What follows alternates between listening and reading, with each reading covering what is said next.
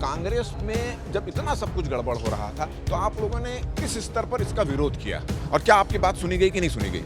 आपने कभी आपके जो पूर्व मुख्यमंत्री थे भूपेश बघेल, चरणदास महंत, सीनियर नेता हैं, उन सब के बारे में उन सबको नहीं बताया कि ये गलत कर रहे हैं, आप लोग विरोध कर रहे हैं, तो उनका क्या रिएक्शन था जब बड़े नेताओं से इस संबंध में बातचीत करते थे? अभी जो कांग्रेस में महिलाएं हैं उनकी क्या स्थिति है? क्या उनकी भी यही स्थिति है? आपकी बहुत सारी बात होती है कि आप पुरानी नेता हैं, महिलाओं की भी नेतृत्व भी किए हैं, क्या लग रहा है अभी वो कैसा महसूस कर रहे हैं? क्या वो बहुत सारी महिलाएं और भी छोड़ सकती हैं कांग्रेस पार्टी छोड़कर भारतीय जनता पार्टी ज्वाइन करने वाली भारतीय जनता पार्टी की नेत्रियां हमारे बीच उपस्थित हैं। वाणी राव जी हैं जो बिलासपुर से महापौर रह चुकी हैं, अनीता रावटे जी हैं और तमाम महिलाएं यहां पर मौजूद हैं। ये इस बात से खफा है कि कांग्रेस ने महिलाओं के साथ छल किया है, छत्तीसगढ़ की महिलाओं के साथ छल किया और ऐसा कमिटमेंट कर रही है जिसको वो पूरा नहीं कर सकती। अगर वो कमिटमेंट पूरा करेगी तो देश का बजट गड़बड़ा जाएगा।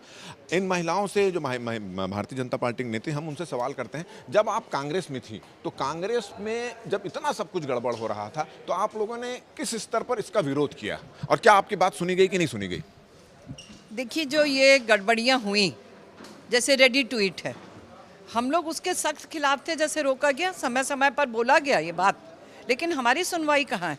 महिला मंत्री होने के बावजूद रेडी टू ईट का कार्यक्रम जो स्वयं सहायता समूह से छीना गया, वो हम सब ने उस के लिए बात रखी थी, पर कोई सुनवाई नहीं, कोई निर्णय नहीं। इसलिए जो है हम लोग बहुत इस बात से खफा है। दूसरी चीज़ ये जो अभी चर्चा हो रही थी, तो वो तो अभी घोषणा पत्र में पता चला कि कांग्रेस महिलाओं को के लिए ऐसी कोई योजना लाई है जिसमें पैसे बांटने वाली, और जो संभव ही नहीं। क्या लग रहा है कांग्रेस महिलाओं के साथ छल कर रही है? अपने पार्टी की महिलाओं के साथ भी छल कर रही है? सभी महिलाओं के साथ कांग्रेस पूरी तरह से छल कर रही है। हम लोग 30-30 साल से कांग्रेस में जुड़े हैं, मगर हम लोग ऐसा महसूस कर रहे हैं कि हम लोग के साथ जो धोखा हुआ है वो कोई भी पार्टी किसी के भी साथ ऐसा धोखा नहीं कर सकती।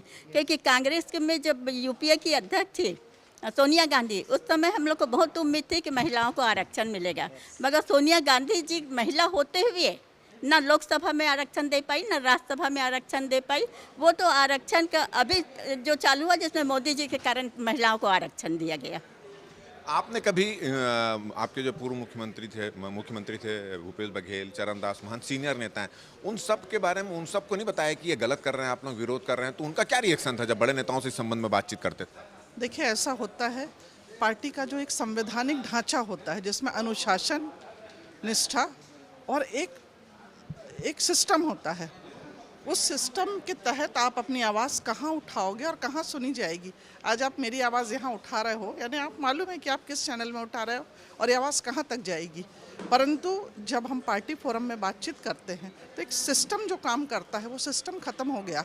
उसी सिस्टम को देख के हमने 30 साल पहले कांग्रेस ज्वाइन की थी। बहुत मजबूत ढांचा था, लोकतांत्रिक ढांचा भी बहुत अच्छा था, विचारधारा भी बहुत अच्छी थी और संगठनात्मक ढांचा भी बहुत अच्छा था, जो धीरे धीरे ख़त्म हो गया। इसमें मुझको बोलने में कोई संकोच नहीं कि आज संगठन में कोई ढांचा काम नहीं कर रहा है। इसलिए कांग्रेस ने, इतनी पुरानी कांग्रेस के आज ये दिन आ गए, उनको बार बार ये चीज़ को स्क्रूटनी करना था कि लोग क्यों ऐसा बोल रहे हैं, क्यों कमज़ोर हो रहे हैं, क्यों कार्यकर्ता हमसे नाराज़ हैं। ये तो एक बहुत बड़ा फैक्टर है। क्या लग रहा है आपको? लग रहा है कि कांग्रेस में लोकतंत्र खत्म हो चुका है, महिलाओं की उपेक्षा की जा रही है, महिलाओं के साथ धोखा किया जा रहा है? जी बिल्कुल।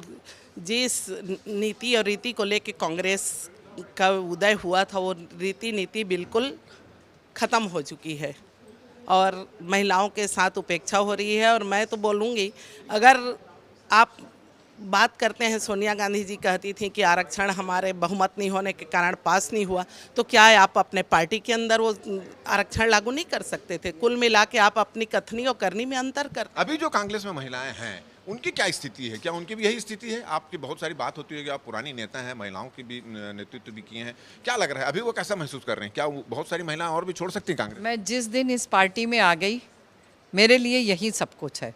मैं उनसे क्यों संपर्क करूं? जिनके साथ छल हो रहा है उनको अपने आप प्रतिक्रिया व्यक्त करनी चाहिए। जो अभी लोकतंत्र की बात हो रही थी, इसके कई जिंदा उदाहरण हम देखते हैं। मंच पर यदि किसी ने बात कह दी इस ऐन चुनाव में, तो आदमी कम से कम वहाँ तो थोड़ा सा धैर्य रखता है कि भैया यहाँ थोड़ा सा सहो।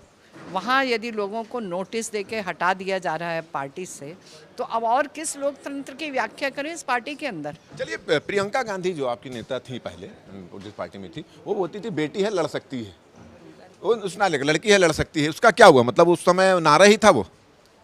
लड़की है लड़ सकती है यदि उनका नारा था, तो यहाँ पर जो दुर्गति हो रही थी महिलाओं की, जो ऑर्गेनाइज्ड तरीके से महिलाओं को छला जा रहा था, वहाँ पर प्रियंका जी को आवाज़ उठानी थी।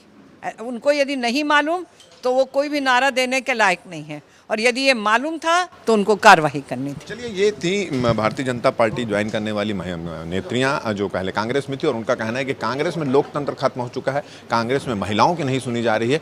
प्रियंका गांधी ने जो नारा दिया था कि बेटी है लड़ सकती है, कांग्रेस की स्थिति को देखकर ऐसा लगता है कि वो नारा भी फेल था। बेटियों की आवाज़, लड़कियों की आवाज़ कांग्रेस में ही नहीं सुनी जा रही। हमारा ये वीडियो आपको अच्छा लगे तो ज़्यादा से ज़्यादा शेयर करें, सब्सक्राइब करें और अपने सुझाव हमको देना ना भूलें। और मुझे और मेरे कैमरामैन नज़ीर खान को दे इजाज़त। नमस्कार।